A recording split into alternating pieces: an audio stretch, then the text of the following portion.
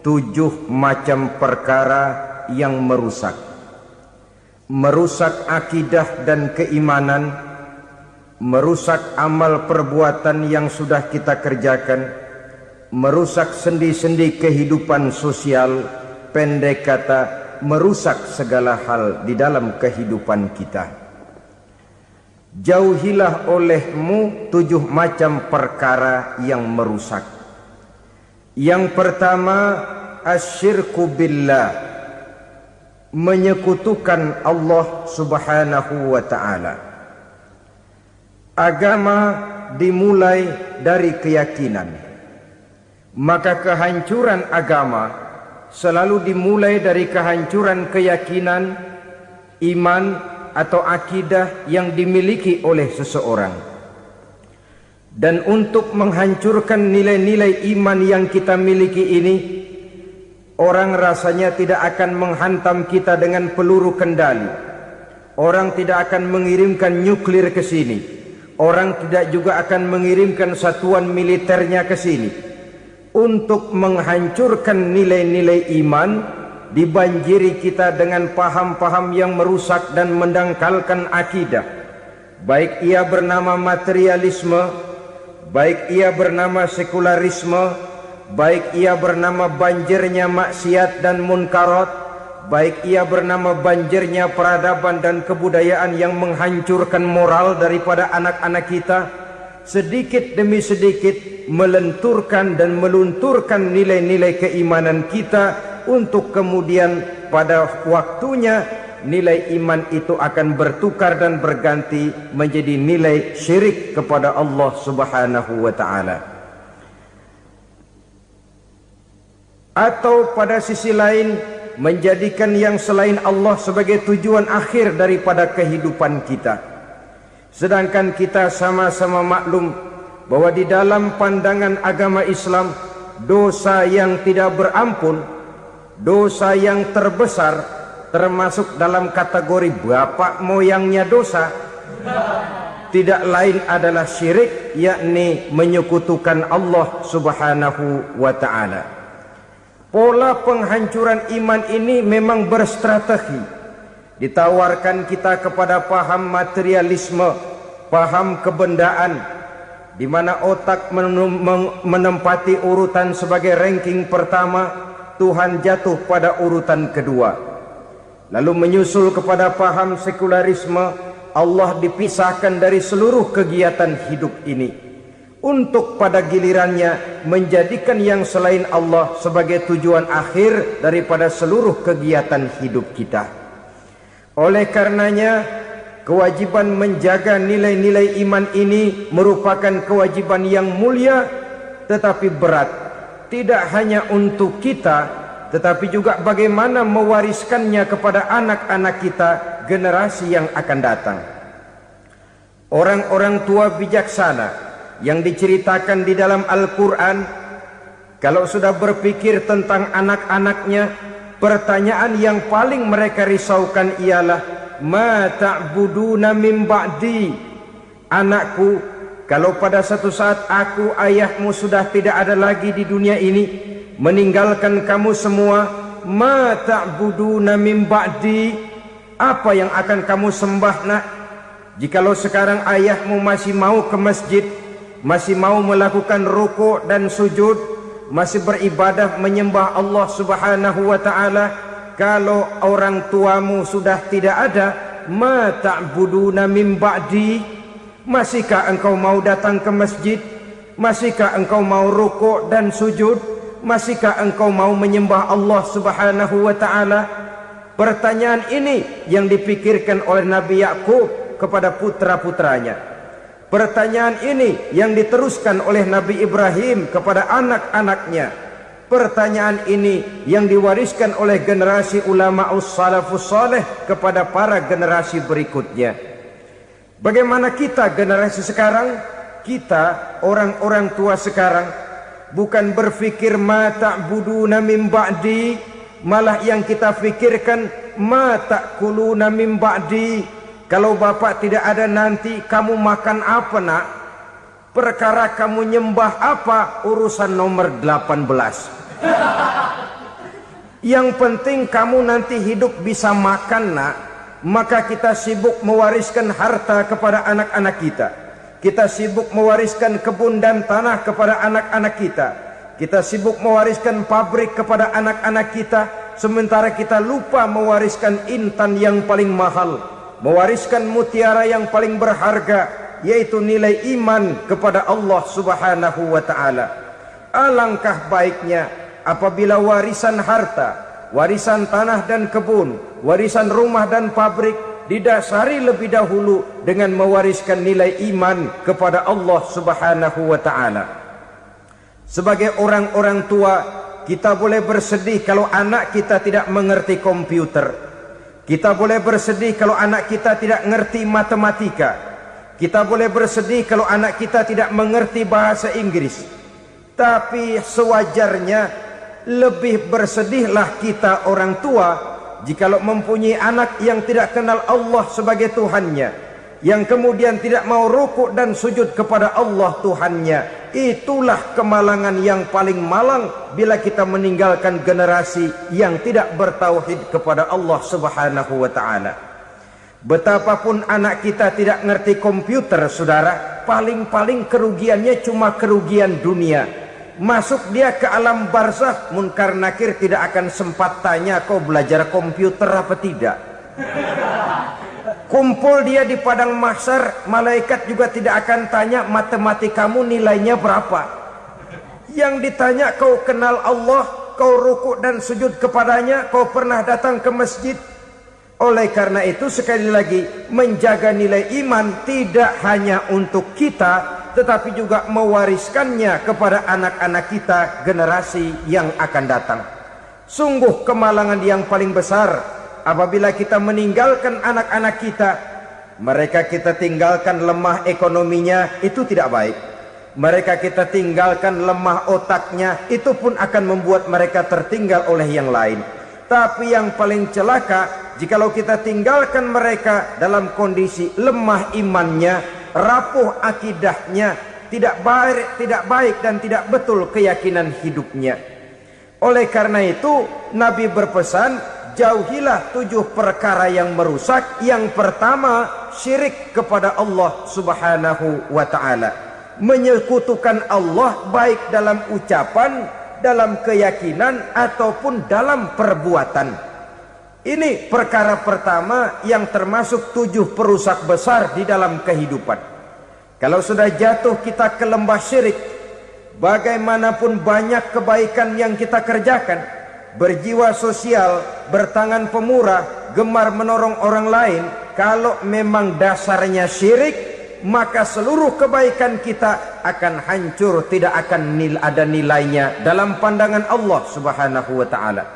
Dalam pandangan manusia, mungkin kita dicatat sebagai orang sosial, gemar menolong orang lain, tidak berpangku tangan melihat orang yang mendapat kesulitan.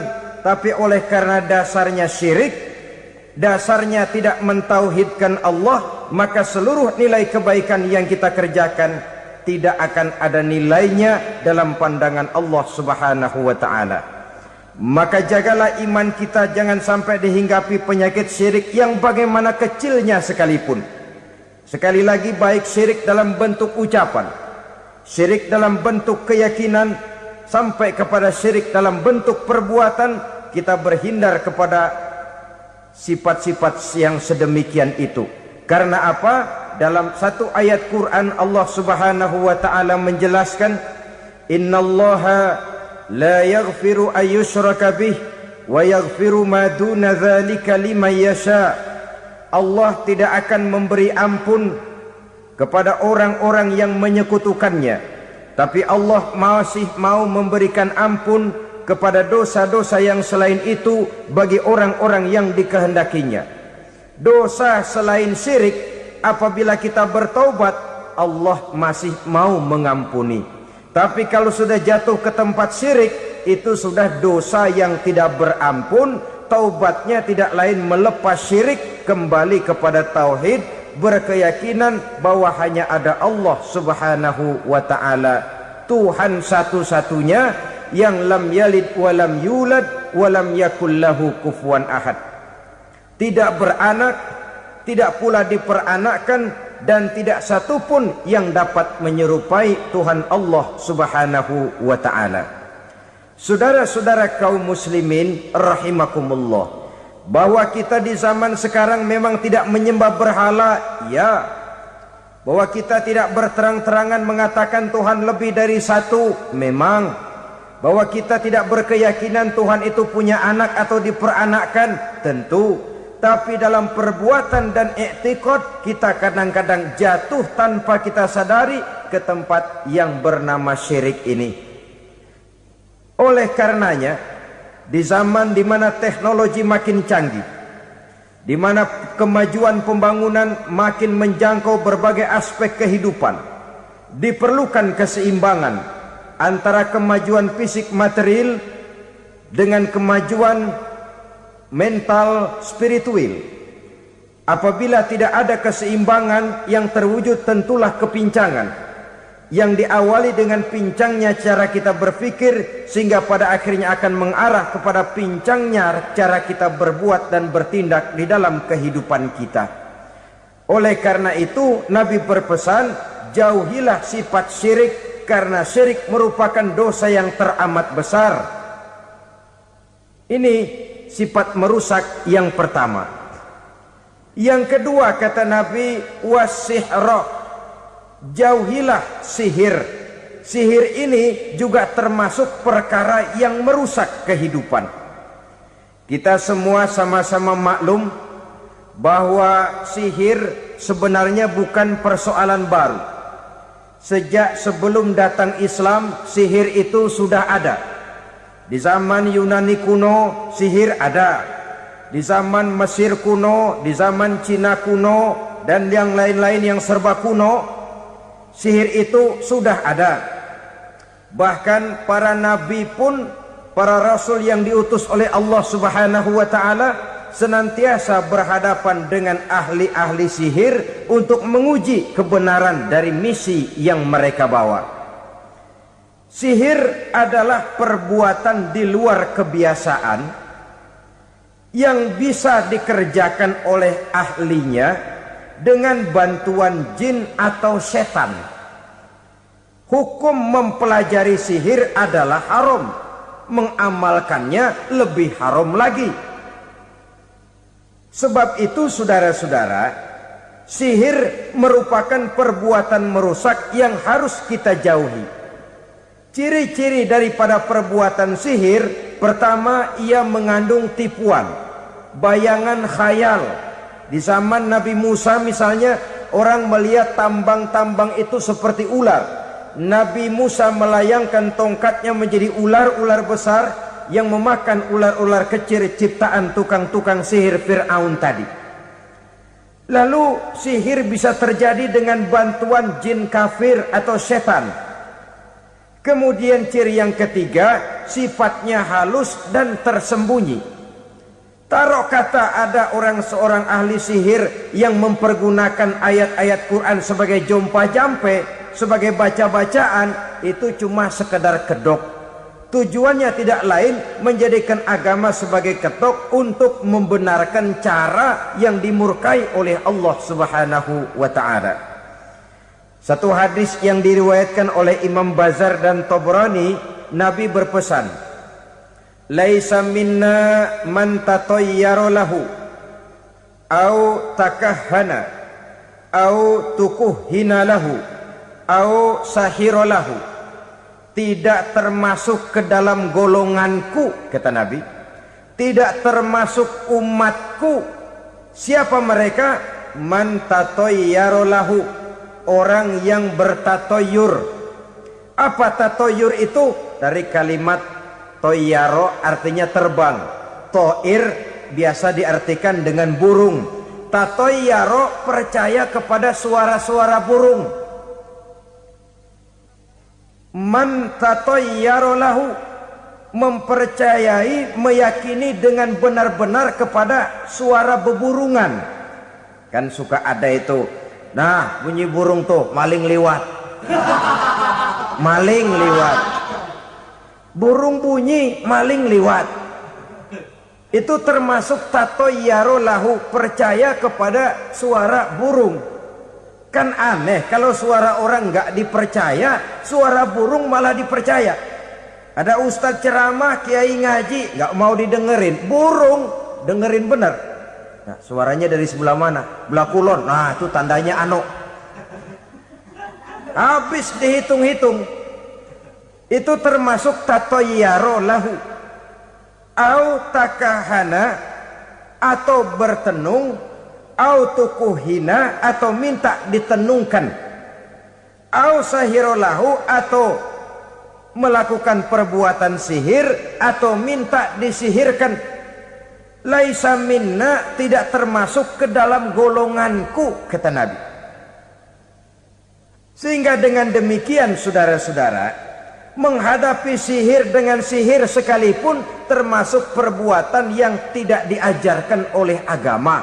Kita kan mempelajari sihir untuk jaga diri, tidak apa-apa. Yang dilarang mengamalkannya, dilarang juga mempelajarinya.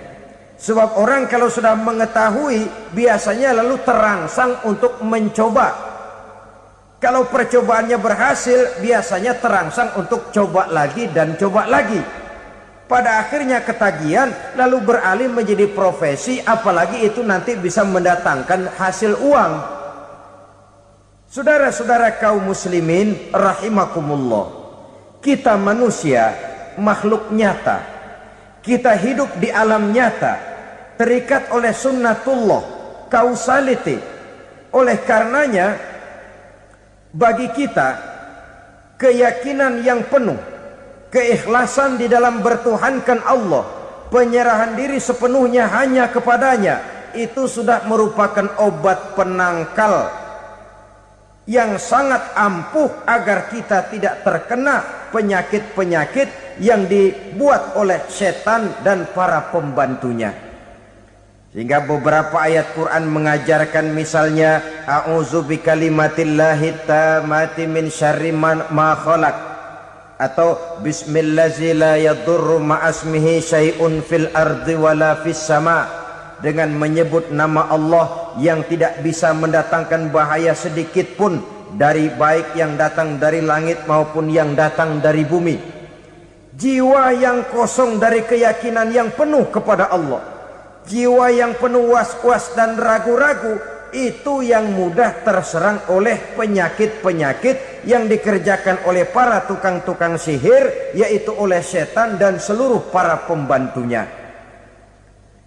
Kemudian hadis kedua yang diriwayatkan oleh Imam Ibnu Hibban, Nabi bersabda, la yadkhulul jannata mudminu khamrin wala mu'minu bisihrin wala qati'u rahmin. Tidak masuk surga.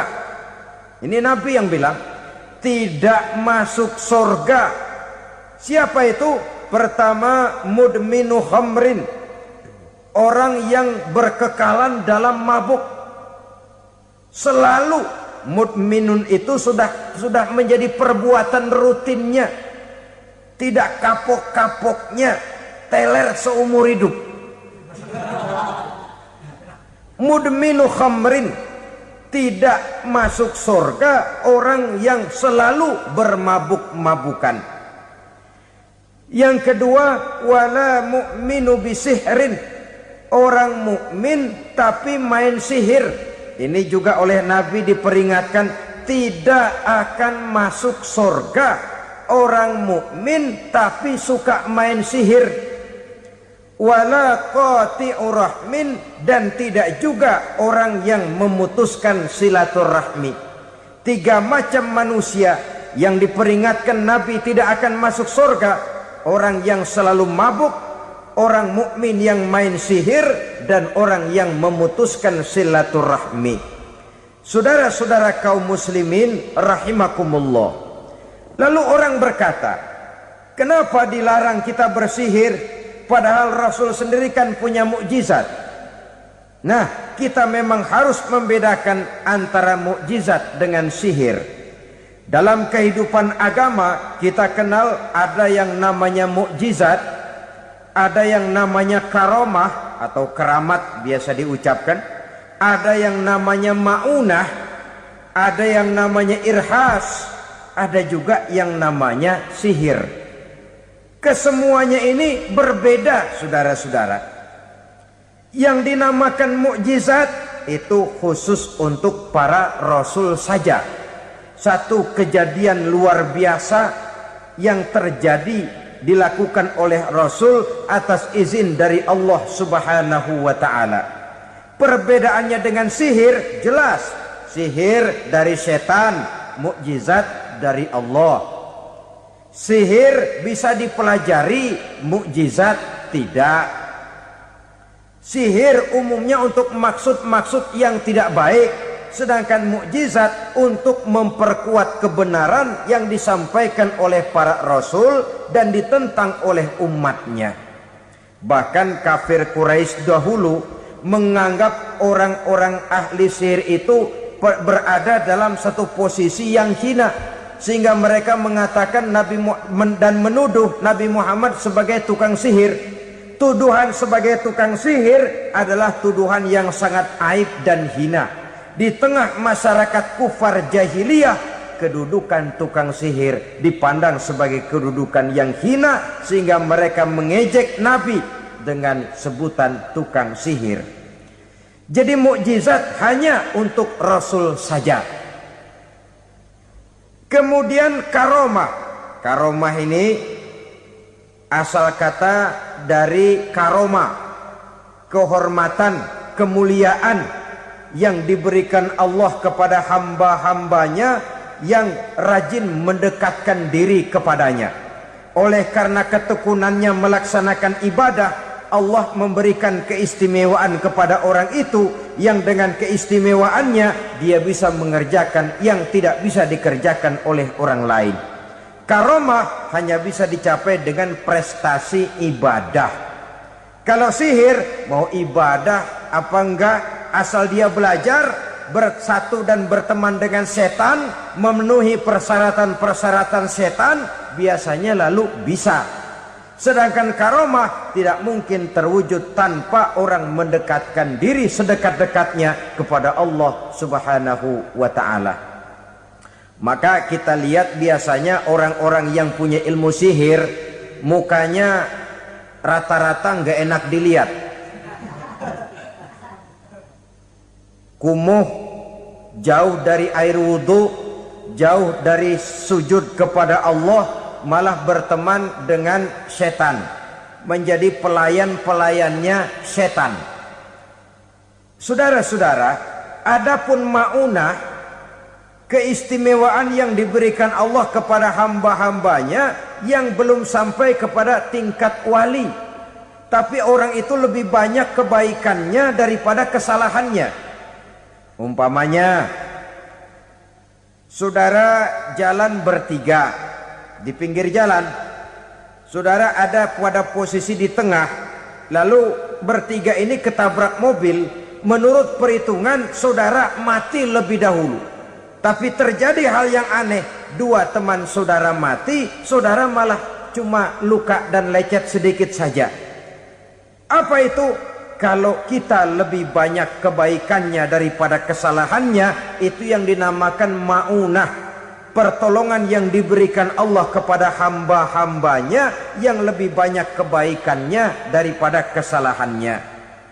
Sedangkan yang dinamakan irhas, kejadian luar biasa pada diri seseorang pada waktu dia masih kecil, yang menunjukkan tanda-tanda keistimewaannya. Itu umumnya pada para nabi pada usia kecilnya sudah ada irhas, tanda-tanda istimewa. Jelas baik mukjizat, karomah, maunah maupun irhas berbeda dengan sihir. Sihir ini jelas saja merupakan bantuan dan persekutuan antara manusia dengan setan. Padahal setan, kata Allah dalam Al-Quran, innahu lakum aduwwum mubin, sesungguhnya setan bagi kamu adalah musuh yang sangat jelas. Saudara-saudara kaum muslimin rahimakumullah, di zaman sekarang dalam menghadapi beban kehidupan yang makin pelik, menghadapi stres yang tidak kunjung selesai, menghadapi persoalan-persoalan yang teramat berat, orang sering mencari jalan keluar kepada hal-hal yang menurut pendapatnya bisa meringankan beban moralnya itu. Pergilah dia mencari sesuatu yang dapat meringankan bebannya. Dan tidak jarang yang jatuh ke pangkuan tukang-tukang tenung, ke pangkuan tukang-tukang sihir, yang mereka itu oleh Quran dijelaskan kadzabal munajjimun walau sodaku. Tukang-tukang tenung, tukang-tukang sihir, mereka itu bohong walaupun benar. Maksudnya bohong walaupun benar artinya kalau yang mereka kerjakan benar, itu sih kebenaran. Benar dengan kebenaran itu lain. Kebenaran, kebetulan bisa, tapi tidak untuk selalu. Apalagi kalau itu sudah membahayakan kehidupan orang lain. Jadi oleh karena itu Nabi berpesan, jauhilah daripada sihir. Kalau sudah jauhilah dari sihir artinya ya jauhilah daripada mempelajarinya, jauhilah daripada bergaul dengan orang-orang yang ahli di bidang itu, karena dari pergaulan segalanya bisa menular. Baiklah saudara, ini yang kedua. Yang ketiga pesan Nabi, wa qatlan nafsil lati harramallahu illa bil haqq. Membunuh orang lain dengan cara yang tidak benar. Membunuh orang yang diharamkan oleh Allah Subhanahu wa taala untuk melakukannya kecuali dengan alasan yang benar. Kita tahu Islam adalah agama damai. Sesuai dengan namanya, ia tidak dikembangkan dengan pedang dan kekerasan. Ia dikembangkan dengan keteladanan dan tuntunan moral. Oleh karena Islam bukan agama kekerasan, Islam pun tidak mementingkan dan mengajarkan kekerasan kecuali dengan alasan yang benar dan bisa dipertanggungjawabkan. Membunuh dengan sengaja, menghilangkan nyawa orang lain tanpa alasan yang bisa dibenarkan adalah merupakan dosa besar dan satu di antara 7 perkara yang bisa mendatangkan kerusakan dalam kehidupan dan yang hendaknya harus kita jauhi. Saudara-saudara kaum muslimin rahimakumullah, beberapa waktu yang lalu di sebuah kota kecil yang indah bernama New Auckland. Saudara tahu New Auckland? Itu dari Gunung Kidul masih ngidul lagi. Pernah diadakan satu seminar yang membicarakan bagaimana menyelamatkan masyarakat manusia dari bahaya Perang Dunia Ketiga. Diperkirakan kalau terjadi Perang Dunia Ketiga, manusia tidak akan tersisa. Sebab apa? Pada waktu itu cadangan nuklir yang dimiliki oleh bersama Amerika dan Rusia konon sudah sanggup memusnahkan 6 miliar manusia pada saat jumlah manusia baru 5 miliar. Jadi kelebihan nuklir dunia ini. Kalau terjadi Perang Dunia Ketiga, sulit manusia untuk tersisa.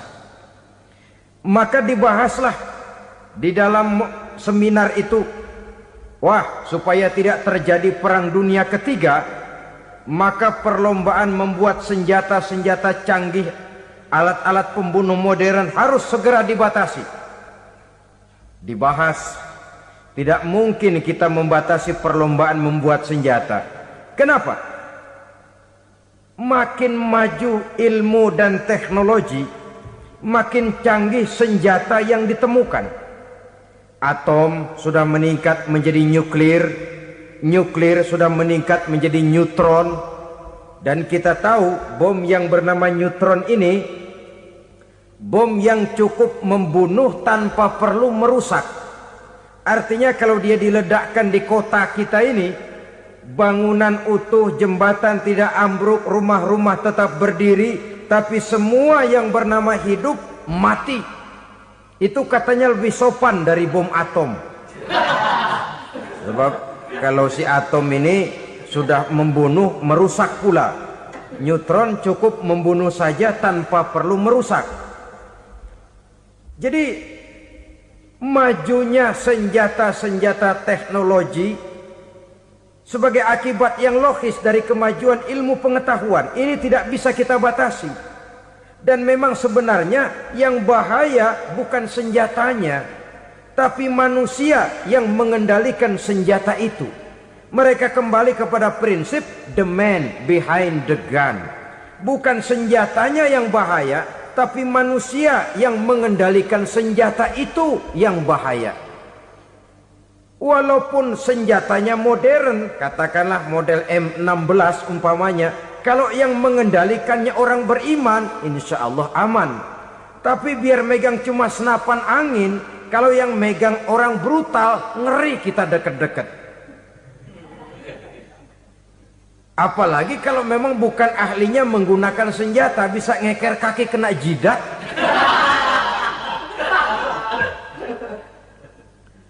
Mereka kembali kepada prinsip lama yang tetap baru. Bukan senjatanya yang harus dibatasi, manusia yang mengendalikan senjata itu yang perlu dibicarakan. Nah, kalau begitu, agar manusia tidak mempergunakan senjata sewenang-wenang, apa yang harus kita lakukan? Ya, manusianya harus bermoral. Ya, tapi moral yang mana? Di dunia ini banyak ajaran tentang moral. Itu pun mudah saja. Di sini kan kita undang saja ahli dari berbagai agama untuk membicarakan konsep perdamaian menurut agamanya masing-masing. Baik, setuju itu? Setuju. Maka tampillah para ahli agama, mereka kembali kepada prinsip moral daripada konsep yang terkandung di dalam ajaran agama untuk menegakkan perdamaian. Mula-mula naiklah ahli dari agama Hindu, dibacakan konsep perdamaian menurut ajaran agama Hindu, bahwa untuk damai manusia harus meninggalkan nafsu keduniaannya, menempuh samsara dan sebagainya untuk mencapai nirwana, menjauhi kemegahan dan kemewahan dunia. Ini lalu dibahas, rasanya juga tidak mungkin ini. Kemudian dari agama Nasrani, bahwa untuk damai manusia harus menciptakan sifat kasih sayang. Kalau ditampar pipi kiri, berikan pipi yang kanan. Kalau diberikan selendang, berikan baju. Nanti orang kasihan, lalu dia tidak akan nampar lagi. Ketika ini dibahas, ternyata rasanya pun tidak mungkin bisa diterima. Karena apa? Di zaman sekarang orang ditampar pipi kiri, dikasih pipi kanan. Bukan kasihan, gemes. Damai belum tentu, bonyok udah jelas. Lalu ketika dibacakan konsep perdamaian menurut Quran, di mana disampaikan ayat wa jazaa'u sayyi'atin sayyi'atun misluha faman afa wa aslaha fa ajruhu 'ala Allah. Balasan terhadap satu kejahatan adalah kejahatan yang seimbang, tetapi barang siapa yang memberi maaf dan mencari jalan damai, itulah yang terbaik dan akan mendapat pahala dari Allah Subhanahu wa ta'ala. Kamu tidak salah ditampar pipi kirimu, tampar lagi pipi kirinya sekeras dia menampar pipi kirimu. Nanti orang tidak mau menampar kita karena dia tahu kalau dia tampar kita, dia akan menderita tamparan sekeras dia menampar kita. Akan terjadilah prinsip saling hormat menghormati, tidak saling ganggu, tidak saling usil, tidak saling jahil. Atas dasar ini perdamaian bisa ditegakkan. Mereka bisa menerima konsep ini, tapi kemudian seminar ditutup tanpa satu keputusan resmi. Kenapa? Terus terang mereka kagum dengan konsep Islam, tapi sentimen lama terhadap nilai-nilai Islam telah menutup mata mereka untuk menerima kebenaran dari ajaran Al-Quranul Karim. Saudara-saudara kaum muslimin rahimakumullah, kembali kita kepada persoalan pokok. Roh adalah dari Allah.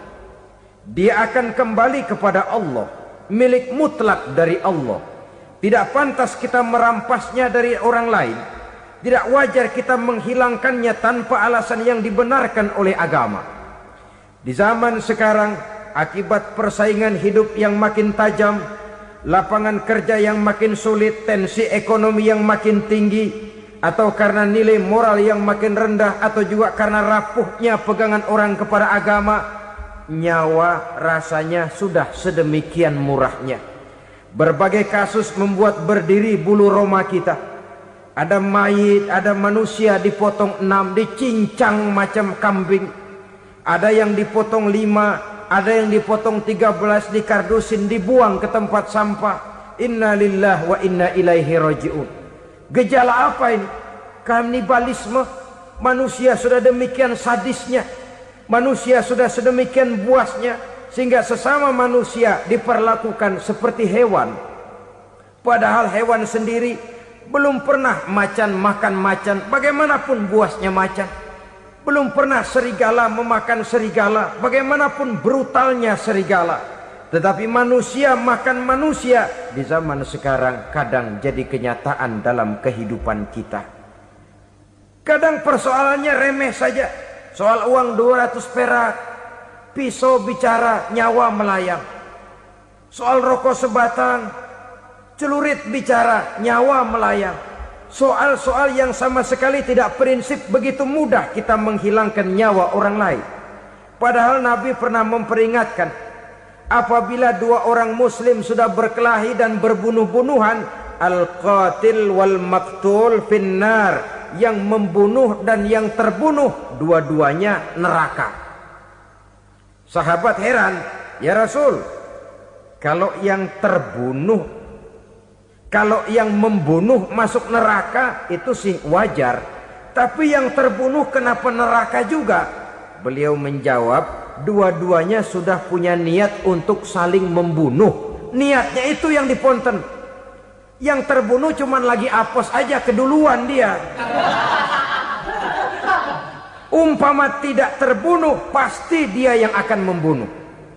Oleh karenanya al-qatil wal maktul, yang membunuh dan yang dibunuh finnar, dua-duanya masuk ke dalam neraka. Islam menghormati kehidupan. Tidak hanya terbatas kepada sesama muslim, orang-orang yang berlainan agama pun yang mau hidup berukun, damai, berdampingan dengan umat Islam, jiwa mereka, darah mereka dilindungi oleh nilai-nilai Islam yang disebut dengan kafir zimmi ini. Mengganggu mereka sama saja dengan mengganggu aku, kata Nabi.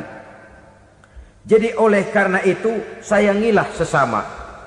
Kehidupan adalah anugerah Allah, bukan wewenang kita untuk mencabutnya dari orang lain, bukan wewenang kita untuk merampas dan menghilangkannya dari orang lain. Apa yang tidak enak terjadi pada diri kita, begitu pula lah apabila terjadi pada diri orang lain. Sehingga Nabi mengatakan, la yu'minu ahadukum hatta yuhibba li akhihi ma yuhibbu li nafsihi. Belum dikatakan beriman seseorang kamu apabila dia belum mencintai saudaranya seperti ia mencintai dirinya sendiri. Apa yang enak dirasakan oleh orang lain, enak juga dirasakan oleh dia. Mengukur orang lain dengan diri sendiri. Kalau orang lain tanpa salah saya fitnah, kalau saya tanpa salah difitnah orang, enak apa enggak? Enggak, orang lain juga begitu. Kalau orang lain tanpa salah saya tempeleng kepalanya, enak apa tidak? Tidak. Orang lain juga begitu. Yang tidak enak terjadi pada diri kita, tentu tidak enak juga kalau terjadi pada orang lain.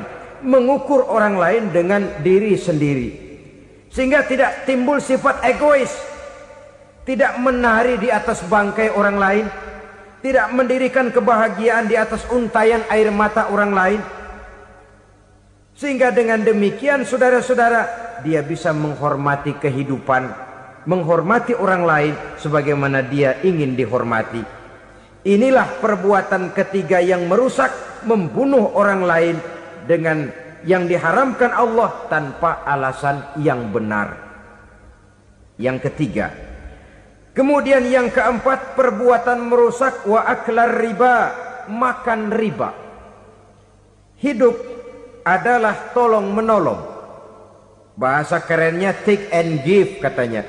Saling memberi dan saling menerima. Nabi mengajarkan man kuraba kurbatan min kurabid dunya karaballahu lahu kurbatan min kurabi yaumal qiyamah. Wallahu fi aunil abdi madamal abdu fi auni akhihi. Siapa yang meringankan beban dari beban-beban yang derita seseorang di dalam kehidupan dunia, Allah akan meringankan bebannya daripada beban-beban yang harus dipikulnya di hari kiamat nanti. Wallahu fi aunil abdi madamal abdu fi auni akhihi. Allah senantiasa akan menolong seorang hamba selama hamba itu masih mau menolong saudaranya. Allah selalu akan menolong seorang hamba selama hamba itu masih mau menolong saudaranya.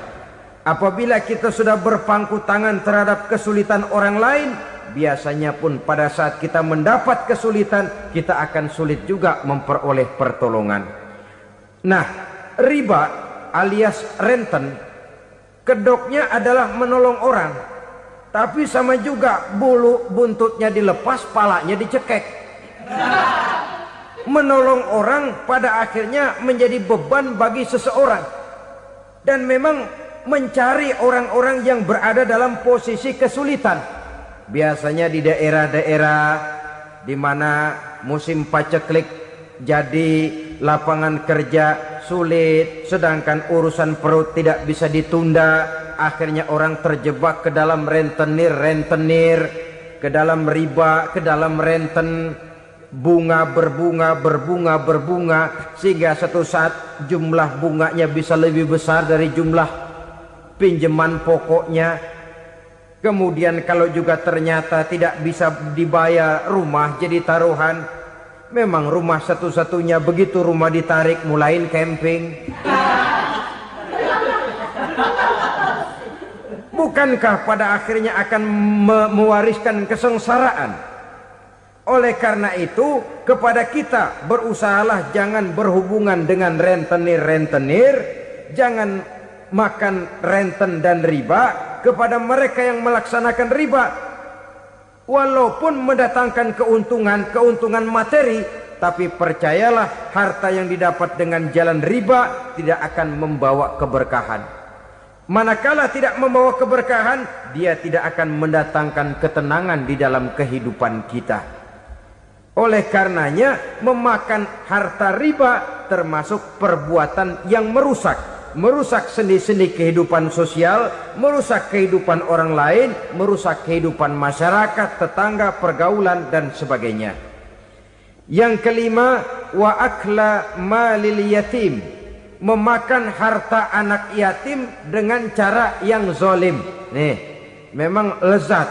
Anak yatim itu nggak tahu urusan apa-apa. Kita diamanahkan untuk mengurusinya.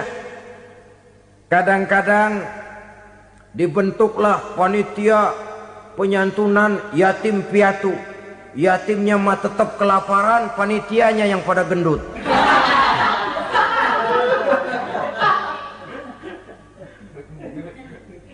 Padahal memakan harta anak yatim termasuk perbuatan dosa besar.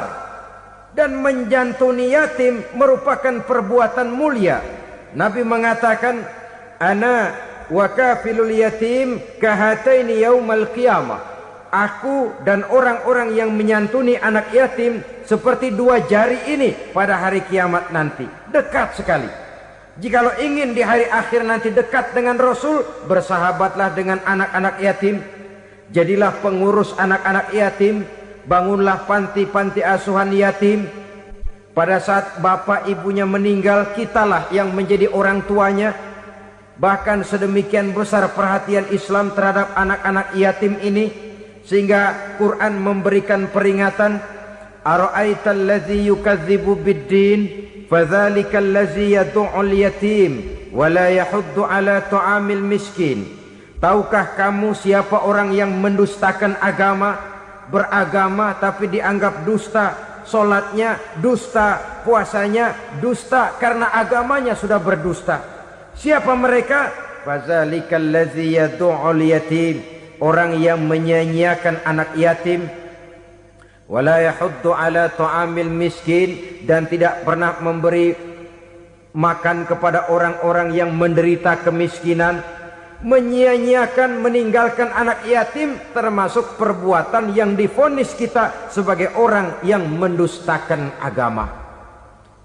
Saudara-saudara kaum muslimin rahimakumullah, maka sangat dicela mengeksploitir anak-anak yatim, menjadikan mereka sebagai kedok untuk mencari kekayaan pribadi. Tetapi jikalau ikhlas, ganjarannya sangat besar, nilai pahalanya sangat besar. Menyantuni yatim tidak hanya setahun sekali. Kalau Muharram pakai istilah lebaran yatim, dibentuklah panitia, diberilah beras, uang 45.000 rupiah, alhamdulillah.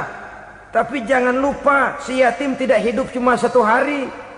Dia tidak hidup cuma di bulan Muharram saja, dia hidup 12 bulan dalam setahun.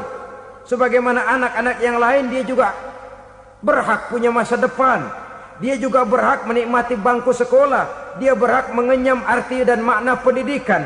Dia berhak membekali diri dengan ilmu dan pengetahuan seperti halnya anak-anak yang lain. Maka kita yang diberikan keluasan oleh Allah, ingatlah itu, bersahabatlah dengan anak-anak yatim, santuni mereka. Perkara setahun sekali di bulan Muharram, alhamdulillah, itu bagus, bin Thayyib alias baik. Tapi tentu dan tentu sekali lagi, si yatim tidak hanya hidup di bulan Muharram. Dia hidup 12 bulan dalam setahun, 24 jam dan di dalam sehari. Oleh karenanya, menyia-nyiakan mereka pada saat posisi kita memang mampu akan memojokkan kita dalam satu posisi di mana kita dianggap sebagai orang yang mendustakan agama. Memakan harta anak yatim dengan cara yang zolim. Bapaknya udah meninggal, kebunnya lebar, anaknya dikelecehin. Nah, dah kamu gak usah pusing, nanti saya yang ngurus. Akhirnya bukan ngurus, nguras. Si yatim mungkin tidak tahu bahwa dia disia-siakan, haknya diambil, miliknya dizolimi. Tapi Allah yang akan membalasnya dengan seadil-adilnya. Maka makan harta anak yatim biasanya balasannya tokcer bin paten. Nggak banyak selang tempo itu, nggak percaya cobain dah. Nyobain aja kan nggak bayar, umpama.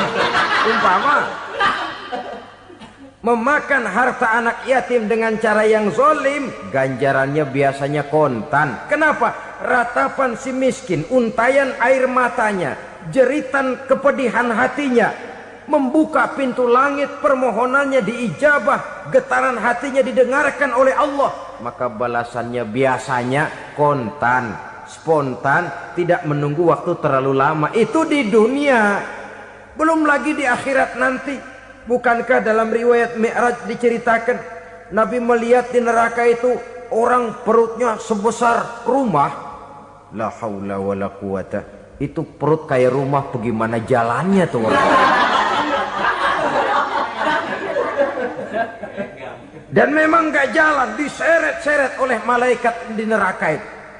Hancur perutnya, amburadul itu perut.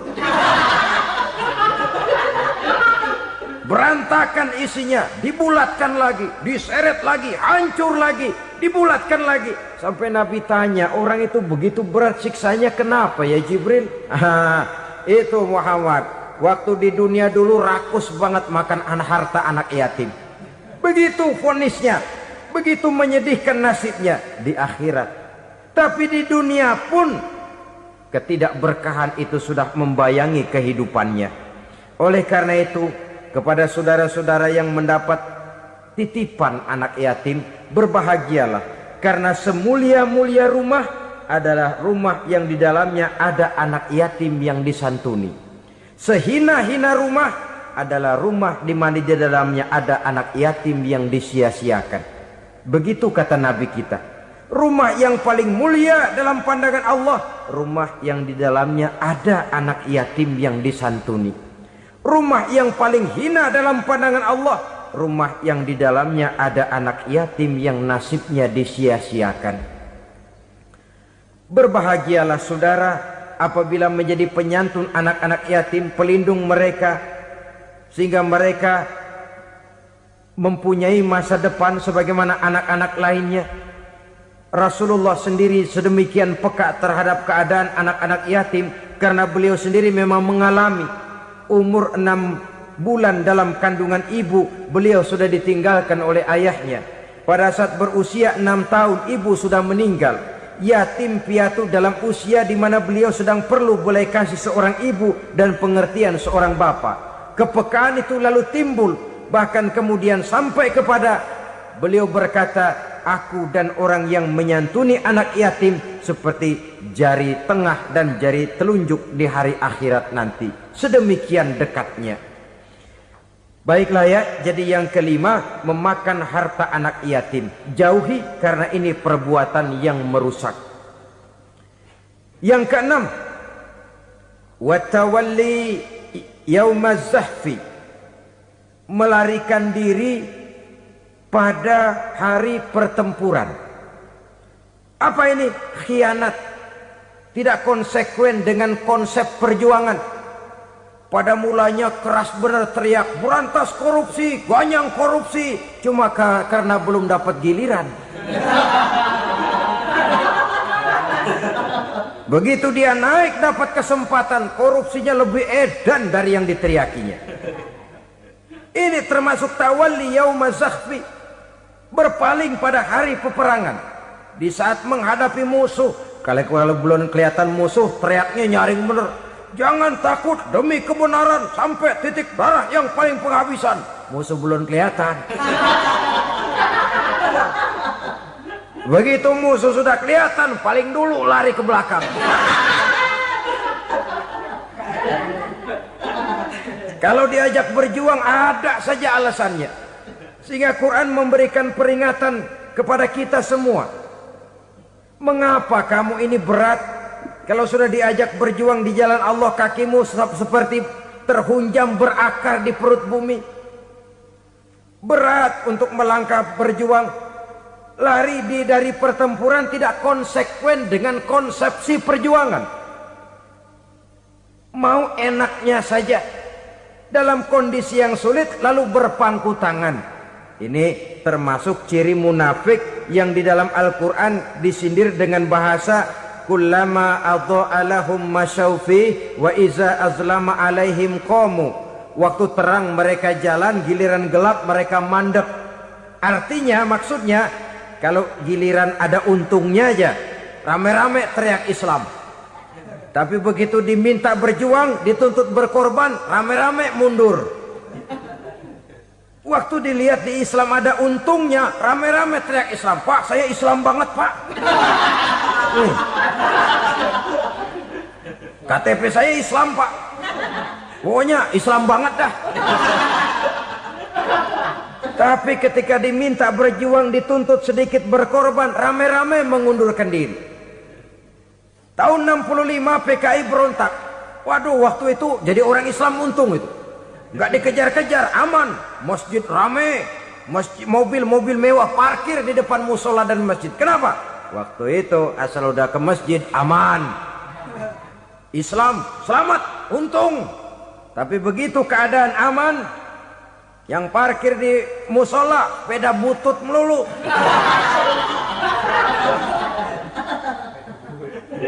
Waktu terang mereka jalan, waktu gelap mereka berhenti. Dikala di Islam ada untungnya, baru wah Islam bagus, Islam hebat. Tapi waktu dilihat ada kerugian, jangan bawa-bawa Islam dah. Jangan bicara soal Islam, ini kan bukan soal agama. Bukan soal agama. La haula wala quwata illa billah. Beragama kita ambil talfik fid din, mengambil yang enteng-enteng saja dalam urusan beragama ini. Tidak konsekuen kita dengan Islam kita. Seolah kita mau memilih mana yang terasa cocok sama selera kita, kita teriak Islam. Beratan aja dikit, rame-rame berpaling. Itu termasuk tawalli yaumaz zahfi. Para pengkhianat, mental-mental hipokrit. yang tidak mau konsekuen menghadapi segala bahaya, itu termasuk perbuatan yang merusak. Kenapa? Kalau cuma dia saja yang lari, mungkin tidak jadi soal. Tapi larinya ini akan mempengaruhi orang lain. Nah, pengaruhnya itu yang dicegah. Sebab kalau satu sudah mulai lari, yang lain mulai ngelirik. Ketika yang dilirik kemudian tidak ada reaksi, dia akan ikut lari. Artinya apa? Seorang muslim harus konsekuen dengan konsep perjuangannya, dengan keyakinan keagamaannya, dan tidak memilih yang enak-enak saja di dalam kehidupan beragama. Lari dari pertempuran, bermental khianat, mengkhianati agama, merupakan satu di antara sifat yang merusak. Terakhir saudara, wa qazfal muhsanatil ghafilatil mu'minat, menuduh perempuan baik-baik yang tidak tahu menau tentang tuduhan yang dituduhkan kepadanya, menuduh perempuan mukmin yang baik-baik yang tidak tahu menau tentang tuduhan yang dilakukan kepadanya. Fitnah lebih bahaya daripada pembunuhan. Orang yang tidak salah bisa hancur namanya, orang yang berniat baik bisa ambruk perjuangannya oleh karena fitnah. Sehingga dikatakan al-fitnatu asyaddu minal qatli. Fitnah lebih bahaya daripada pembunuhan. Maka memfitnah ini termasuk satu dosa di antara 7 hal merusak yang harus kita jauhi semampu kita, semampu-mampunya. Mengupayakan sebisa-bisanya jangan sampai terjebak ke dalam hal yang demikian. Nah, saudara-saudara, inilah saja pertemuan kali ini. Mudah-mudahan ada manfaatnya. Semoga Allah memberikan kekuatan zahir dan batin kepada kita untuk bisa menjauhi 7 perkara yang merusak ini. Selalu berusaha menyimpan sesuatu yang bisa membawa manfaat, baik untuk dirinya, untuk anak cucunya, maupun untuk keluarganya, untuk masa kini dan masa depannya. Kadang simpanan itu berbentuk uang, kadang berupa tanah, lain saat berbentuk pabrik, dan lain sebagainya. Sementara masa depan yang paling pasti adalah akhirat.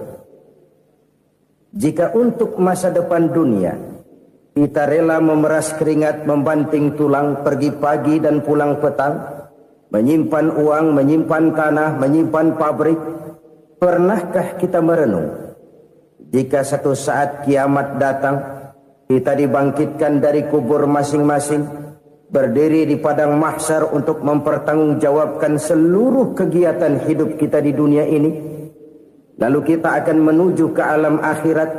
Sudahkah kita mempunyai simpanan untuk akhirat kita? Pada pertemuan kali ini saya ingin menyampaikan sebuah hadis di mana Rasulullah sallallahu alaihi wasallam bersabda, arba'un min kanzil jannah. Simpanan sorga ada 4 macam. Yang pertama, ikhfa'us sadaqah, menyembunyikan sedekah. Saudara-saudara kaum muslimin, sebagaimana yang kita maklum bahwa Allah Subhanahu wa taala melebihkan sebagian rezeki dari kita terhadap yang lain. Ada yang kaya, ada yang setengah kaya, ada yang miskin, ada yang setengah miskin, dan selanjutnya. Ada yang gajinya kecil tapi penghasilannya gede. Ada yang penghasilannya gede tapi nggak punya gaji. Ada juga yang memang gajinya gede dan penghasilannya gede. Kelebihan rezeki merupakan sunnatullah dan tidak harus membuat kita merasa lebih dari yang lain. Bahkan sebaliknya, kelebihan itu harus membuat kita ringan tangan untuk menolong mereka yang memang memerlukan pertolongan. Kalau saudara diberikan ilmu, maka pertanyaan akhirat cuma satu, ilmumu kau amalkan untuk apa? Kalau saudara diberikan umur yang panjang, pengadilan akhirat juga bertanya satu, umurmu kau habiskan di mana? Tapi kalau saudara diberikan harta, pengadilan akhirat akan bertanya dua. Hartamu kau dapat dari mana? Kau belanjakan kemana? Dari mananya ditanya, dan kemananya juga ditanya. Oleh karena kita akan dimintakan pertanggungan jawab, maka amanah yang bernama harta ini harus kita gunakan dengan sebaik-baiknya. Ada penggunaan yang merupakan kewajiban, itu zakat namanya. Ada penggunaan yang sewaktu-waktu, itu infak namanya. Ada yang lebih sewaktu-waktu lagi, dan itu sedekah namanya. Zakat dia terikat oleh haul dan nisab, oleh putaran batas waktu dan ukuran dari harta itu sendiri. Sedangkan infak terikat oleh situasi dan kondisi perekonomian seseorang.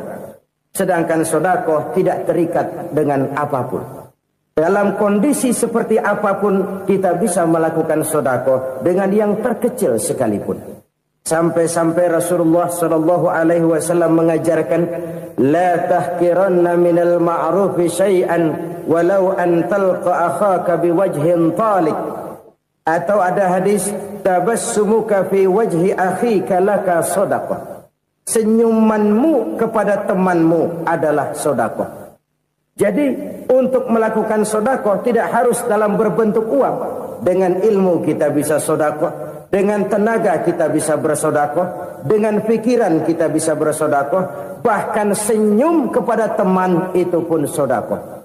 Jadi kalau sedekah dengan uang memang belum punya uang, nyengir aja banyakin. Itu asal pada tempatnya, jangan lalu ketemu tiang listrik cengengesan. Tentu tidak pada tempatnya dan tidak wajar. Nah, sedekah yang paling dicintai Allah adalah sedekah yang disembunyikan. Artinya jauh dari sifat riya. Kan kadang-kadang ada orang sedekah itu disebutkan namanya. Apa tidak bagus? Kalau memang niatnya ikhlas, ya bagus-bagus saja. Untuk memberikan sugesti kepada yang lain. Di Fulan bin Fulan nyumbang sekian, diumumkan. Boleh kalau niatnya untuk memberikan rangsangan kepada yang lain supaya dia menyumbang lebih besar dari orang tadi. Tapi kalau itu mendatangkan riya, maka sedekah yang paling dicintai Allah adalah sedekah yang disembunyikan. Tangan kiri saja tidak tahu apa yang diberikan oleh tangan kanan. Sedekah yang dilakukan dengan ikhlas akan merupakan perbendaharaan surga, tersembunyi dari pandangan orang lain, tidak seorang pun tahu. Karena memang sikap yang baik adalah melupakan kebaikan dan mengingat kesalahan. Itu salah satu ciri orang bahagia. Orang yang selalu mengingat kesalahannya dan berusaha melupakan segala kebaikannya. Kalau dia akan berada kebaikan, dia tidak bisa ikut, dia merasa rugi karena dia merasa belum pernah berbuat baik. Tapi kalau akan melakukan kesalahan baru, dia ingat kesalahan yang sudah-sudah, sehingga terhalang baginya untuk melakukan satu kesalahan baru. Demikianlah saudara-saudara, bahwa Allah melebihkan rizki sebagian kita dari yang lain, agar terjadi tolong-menolong dalam kehidupan ini. Jadi kesenjangan yang nature, kesenjangan yang alami, itu sunnatullah. Ada yang kaya, ada yang miskin, ada yang kelas menengah. Nah, kenapa lalu sekarang kita berusaha mengentaskan kemiskinan? Oleh karena adanya kesenjangan struktural. Kalau yang kaya bisa semakin kaya, kenapa yang miskin tidak bisa naik jadi ikut sedikit kaya? Sebab pada dasarnya Islam adalah agama yang sejak turunnya sudah berupaya memerangi kemiskinan. Bahkan dikatakan kemiskinan itu mendekatkan kepada kekufuran. Orang kalau miskin udah dekat banget sama kafir. Gampang menjadi kafir. Berapa banyak saudara-saudara kita yang oleh karena soal perut, oleh karena soal materi, terpaksa meninggalkan dan menanggalkan akidahnya. Menjual petunjuk yang diberikan Allah dengan kesenangan dunia yang cuma sebentar ini. Na'udzubillah, thumma na'udzubillah. Jadi makin kita sembunyikan satu sedekah, semakin banyak perbendaharaan kita di surga. Sedekah yang paling dicintai Allah adalah sedekah yang disembunyikan. Malahan ada seorang sufi Dia punya kebiasaan kalau pergi sholat Jumat dia bawa uang. Itu uang dia taruh di bawah tikar masjid.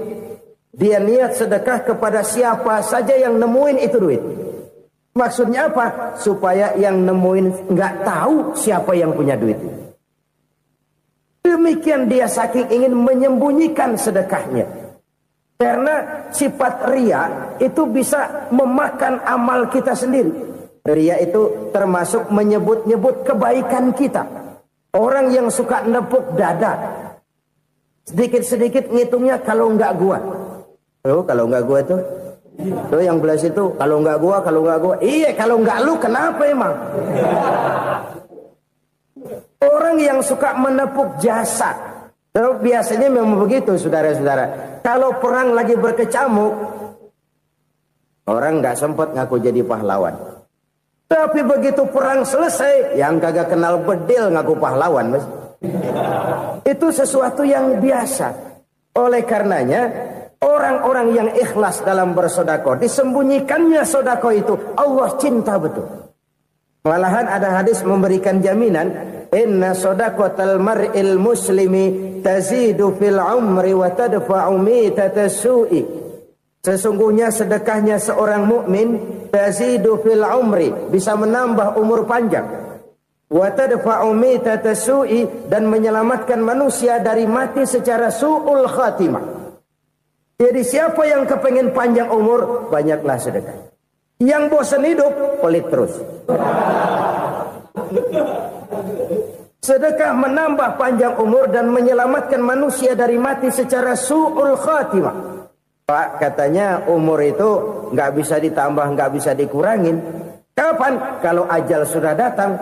Wa idza jaa ajaluhum la yastakhiruna sa'atan wa la yastaqdimun. Kalau ajal datang tidak bisa dimajukan, tidak bisa dimundurkan. Itu kalau ajal sudah datang. Tidak bisa lagi umur ditambah dikurangi, sudah datang. Tapi kalau belum datang, itu kan haknya Allah. Mau ditambah, mau dikurangi, hak prerogatif Allah. Sebagai pencipta manusia, Allah maha kuasa dan maha mampu. Sedekah ini menambah panjang umur dan menyelamatkan manusia dari mati secara su'ul khatimah. Orang mati kan sama ya, kondisinya mati, nggak nafas. Tapi hakikat mati kan lain-lain. Ada yang mati itu husnul khatimah, baik akhirnya. Misalnya lagi ngaji mati, lagi sholat mati, lagi sedekah mati. Ini yang dinamakan dengan husnul khatimah, baik di akhirnya. Sebaliknya ada yang su'ul khatimah, jelek di akhirnya. Ini yang jadi catatan akhir. Lagi nyekek botol, mampus. Lagi banting kartu, modar. Su'ul khatimah, jelek pada akhirnya. Sedekah menyelamatkan manusia dari mati secara su'ul khatimah. Dan kita semua kepengen mendapat husnul khatimah, jauh dari su'ul khatimah. Oleh sebab itu yang bisa menyelamatkan kita dari penyakit itu antara lain adalah sedekah yang disembunyikan. Yang dikerjakan dengan ikhlas karena Allah. Tidak karena kepengen dipuji orang, tidak karena ingin dikatakan orang pemurah, sebab orang dermawan itu orang yang memberi tanpa harus diminta. Kalau masih harus diminta, ya belum dermawan namanya, masih harus diminta. Kalau nggak diminta ya tulus, lolos, polos. Saudara-saudara kaum muslimin rahimakumullah. Harta adalah amanat dan akan kita pertanggungjawabkan.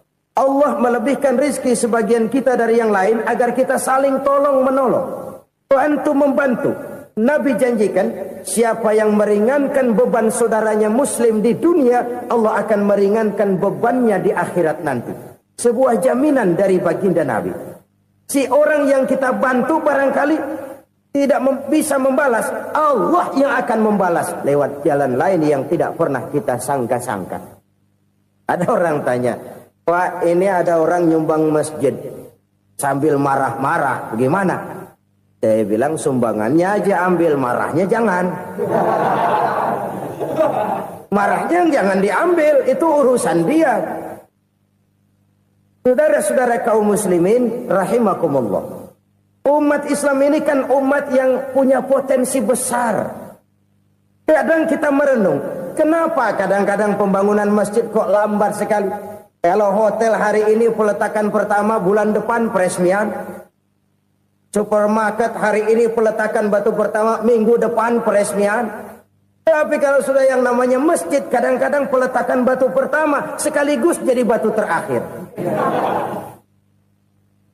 tahun, 4 tahun, campur nebar jalak di jalanan, duit dijaring kayak ikan sepat. Apa tidak ada orang Islam yang kaya? Banyak. Apa tidak ada pengusaha muslim yang jadi konglomerat? Ada. Lalu yang belum banyak itu yang komit terhadap nilai-nilai agamanya. Akhirnya kita jatuh jadi umat yang lemah. Belum ada pengusaha konglomerat muslim buka pabrik supermi cap bedug misalnya umpamanya atau pabrik kecap cap sorban supaya identitas keislamannya sedikit kelihatan. Kita jatuh jadi umat yang lemah karena potensi tidak terinventarisir dengan baik. Kita ini ibarat kompor yang cuma matengin nasi orang lain. Potensi kita dimanfaatkan oleh orang lain. Ukhuwah Islamiyah kita baru terbatas kepada silaturahmi. Ukhuwah di bidang ekonomi kita lemah. Ukhuwah di bidang kebudayaan kita lemah. Apalagi ukhuwah di bidang politik kita lebih rapuh lagi. Padahal ukhuwah itu adalah totalitas kehidupan manusia. Menyangkut ipoleksos bud. Memerlukan nilai-nilai ukhuwah. Jadi oleh karena itu mari kita menyadari. Di dalam harta kita, walaupun kita yang cari, pergi pagi, pulang sore, peras keringat, banting tulang, di sana ada harta anak yatim. Di sana ada hak masjid. Di sana ada hak pesantren. Di sana ada hak jihad. Berbahagialah seseorang apabila dia oleh Allah dijadikan keran. Keran itu menyimpan air, tapi tidak untuk dirinya, tapi disalurkannya kepada mereka yang memang memerlukannya. Saudara-saudara kaum muslimin rahimakumullah, ini yang pertama. Jadi perbendaharaan surga adalah menyembunyikan sedekah. Orang lain nggak tahu, kita pun nggak pernah ngitung-ngitung. Kita anggap lewat begitu saja, padahal itu deposit akhirat. Satu. Yang kedua, perbendaharaan surga itu apa? Wa kitmanul musibah, menyembunyikan kesulitan. Kadang orang takut menghadapi kesulitan. Tapi makin kita merenung, hidup ini kan sebenarnya urusan. Takut sama urusan ya jangan hidup. Tandanya orang hidup itu kalau punya urusan. Urusan melupakan problem. Problem sering menimbulkan kesulitan. Kesulitan bukan untuk ditakuti, tapi untuk diatasi dan dicarikan jalan keluarnya. Siapa sih orangnya yang nggak pernah sulit? Makin tinggi status sosialnya, makin gede urusannya. Makin tinggi kualitas imannya, makin berat tingkat kesulitannya. Cuma memang yang namanya enak itu seperti pelangi.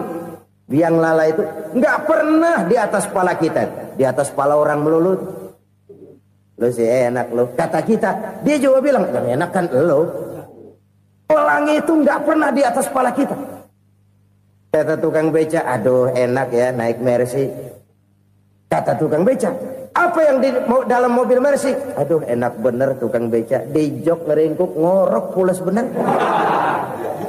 Saya kamar pakai AC, sejuk, tempat tidur sutra, empuk, alga spring bed, gula kulik, nggak bisa pulas kalau belum minum Valium, belum tidur. Enak bener tukang beca, di jok ngorok nggak tahu wetan kulon. Itu tukang beca bilang yang di Mercy enak, yang di Mercy bilang tukang beca enak. Inilah enak, nggak pernah di atas kepala kita, di atas kepala orang lain melulu enak itu. Nah, saudara-saudara, yang merupakan perbendaharaan surga itu orang yang bisa menyembunyikan kesulitan. Baik pribadi ataupun rumah tangga. Nih terutama rumah tangga yang jadi soalnya. Kadang-kadang kita ini kalau senang, sebaliknya. Kalau senang kita diam. Kalem aja, cuek. Banyak banget duit kita, bawaan diam aja udah. Malah ketemu orang takut. Tapi begitu susah, sekampung tahu. Padahal Nabi mengajarkan perbendaharaan surga itu menyembunyikan musibah, menyembunyikan kesulitan. Kalau enak, cerita sama orang-orang. Kalau nggak enak, rasain sendiri, tekan sendiri, atasin sendiri. Kita kan sebaliknya. Senang kita diam, asal lagi susah, paling tidak kita nyari teman buat cerita kesusahan. Siapa orangnya yang nggak pernah susah? Cuma soalnya bagaimana kita mengatasi kesusahan itu sendiri. Begitu juga misalnya kalau orang sudah berumah tangga, itu orang tuanya harus menjadi tempat dia cerita yang enak-enak saja. Yang nggak enak rasain berdua, selesaikan berdua, atasin berdua. Jangan dibalik.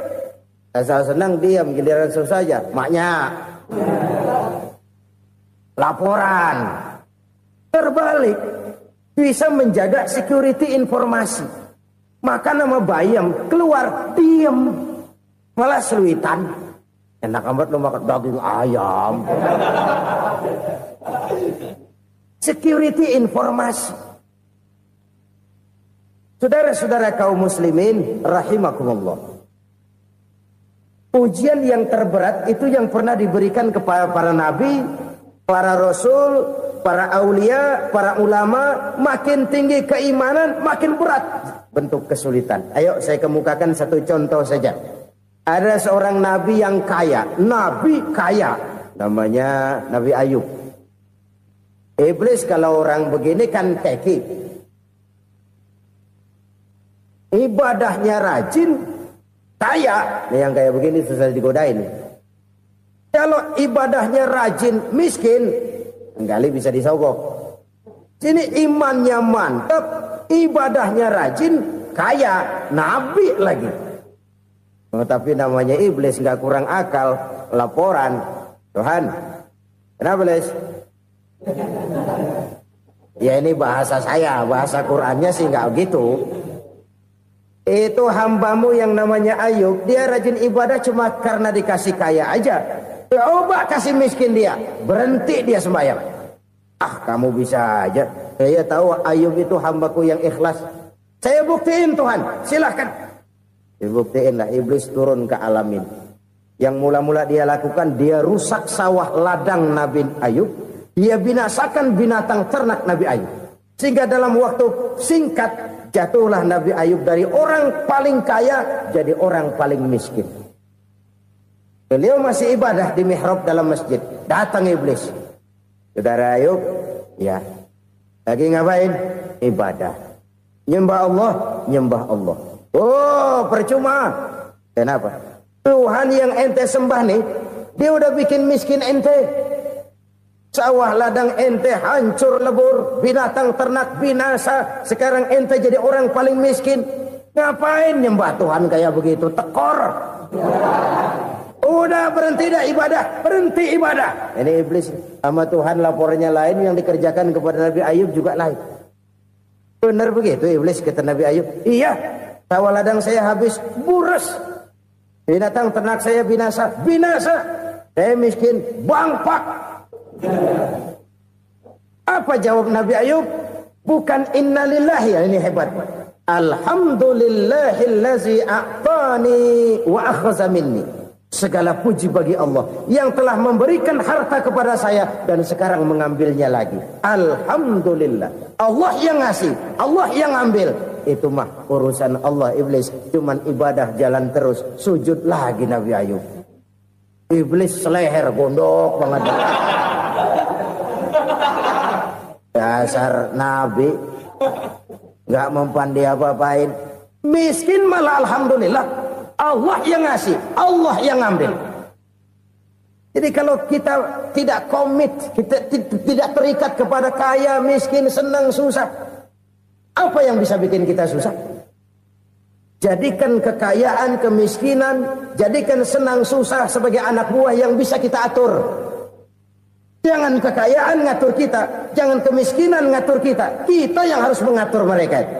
Senang, susah, kaya, miskin, bahagia, sengsara, jadikan itu anak buah yang bisa kita atur. Kalau sekarang kita kaya, lain saat boleh jadi kita miskin, semiskin-miskinnya. Allah yang ngasih, Allah yang ngambil. Tenaga mana yang bisa menghalangi?